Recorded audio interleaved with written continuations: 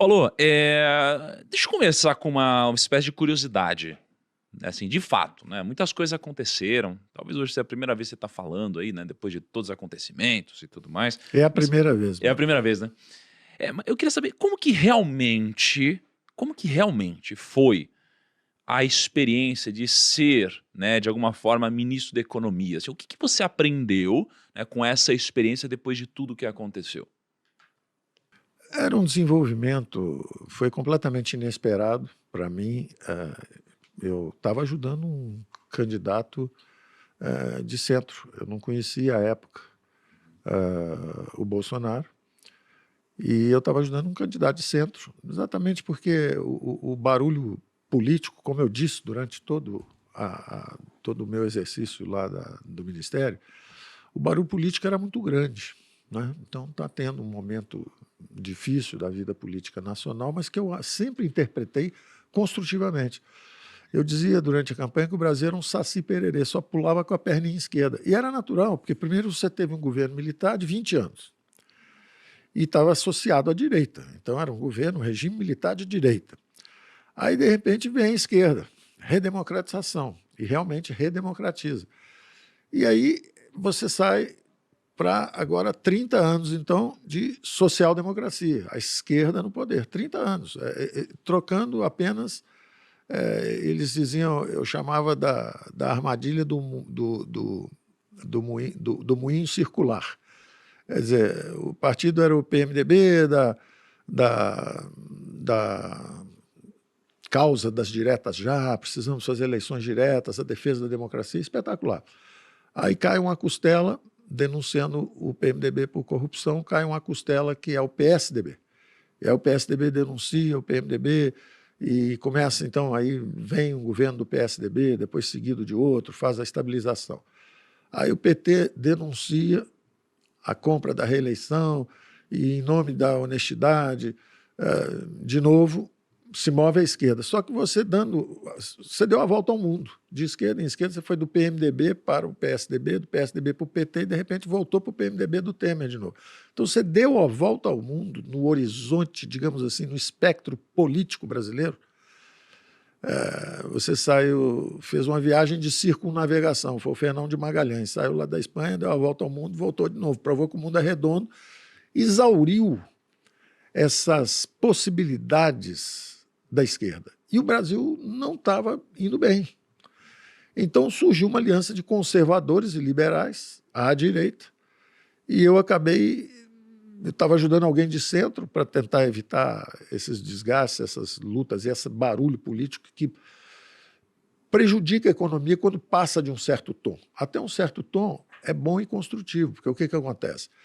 É a democracia brasileira aprendendo a andar com as duas pernas. Ela só pulava com a perninha esquerda, você podia escolher social-democrata reformista, social-democrata de chão de fábrica, social-democrata, digamos assim, de punhos de renda, você tinha várias alternativas, mas só podia votar pela esquerda. De repente, você abriu um leque e a democracia brasileira ficou vibrante, mais flexível, e surgiu metade da população brasileira era conservadora ou liberal. Então você tinha a esquerda, socialistas e social-democratas, à direita os liberais e os conservadores, e o Brasil ficou mais rico do ponto de vista de alternativas políticas, de conversas importantes sobre coisas que a gente preza. Família, educação, a pátria. O Brasil deve ser uma economia aberta ou fechada? Os impostos devem ser mais altos, com maior participação do governo, que é o que o social-democrata gosta, ou, ao contrário, controle os gastos do governo, torne mais efetiva e eficiente a máquina pública, e aí você pode até reduzir os impostos e o país crescer mais rapidamente através de investimentos privados. Então, o Brasil ficou com mais alternativas. Só que o que acontece? O barulho continuou, muito barulho, muito barulho. Então, mesmo no meio de um Covid, um desastre, a maior crise sanitária da história humana, o PIB brasileiro ameaçado de cair 10%, as projeções de quem veio de fora sobre a trajetória do Brasil eram catastróficas. E nós nos desempenhamos bem, nós conseguimos sair do outro lado, saímos mais rápido, saímos com a inflação mais baixa, com crescimento mais rápido, preservamos 11 milhões de empregos, em vez de demitir alguém, nós pagamos metade do salário, não demita. temos 11 milhões de CPFs preservados assim. Da mesma forma, distanciamento social, você não pode sair. Se você vende uma garrafinha d'água num jogo de futebol, como é que você vai sobreviver? Se você é um chofer de táxi e ninguém está rodando, como é que você vai sobreviver? Criamos o auxílio emergencial, 68 milhões de brasileiros receberam. Então, na rua eu só recebo agradecimentos. Foi uma experiência muito difícil, muito dura, mas, ao mesmo tempo, muito reconfortante. Você saber que você podia ajudar. E acabou sendo uma trajetória de vida interessante, porque eu era um estudante, sempre acreditei em conhecimento para trazer o progresso, a produtividade, a ascensão profissional.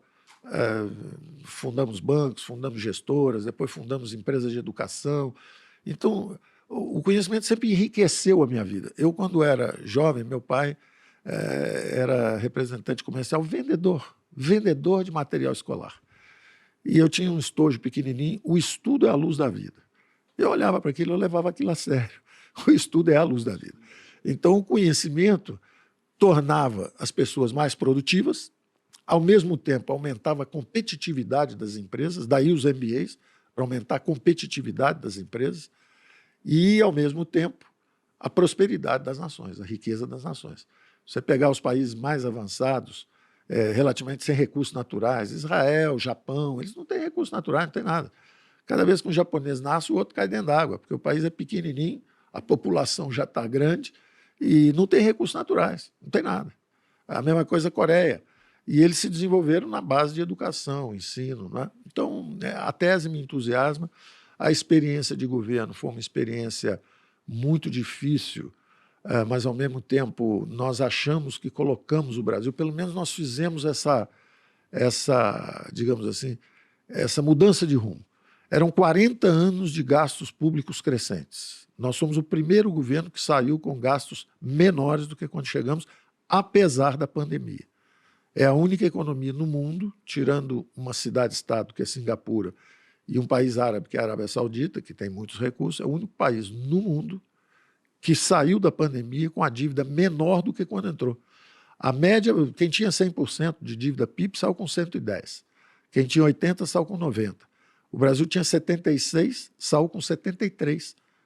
Nós somos uma geração que, graças ao conhecimento de economia e à colaboração de todos que se envolveram nisso, vocês, inclusive, quando foram lá, fizeram a entrevista, ajudaram a divulgar o que nós estávamos fazendo, isso produziu um resultado extraordinário para o Brasil.